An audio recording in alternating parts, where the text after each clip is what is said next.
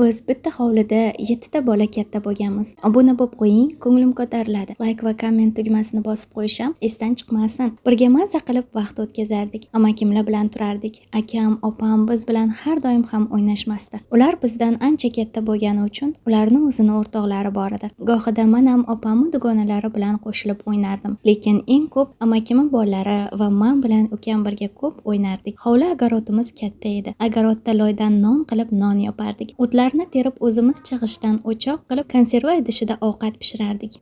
Qani meni o'sha beg'ubor bolaligim. Qani o'sha paytlar. U paytlar telefon yo'q edi. U paytlar ta'til bo'ldi deguncha hovlida yoki ko'chada kunimiz o'tardi. O'ynamagan o'yinimiz qolmagan. Hozir esa qizlik uyimga borsam, bu narsalarni birortasini ham topolmayman. Avvalgi uyimizdan asar ham qolmagan. Borib bolalik xotiralarimni qidirsam topolmayman. Mening barcha xotiralarim faqat qalbimda va xotiralarimda.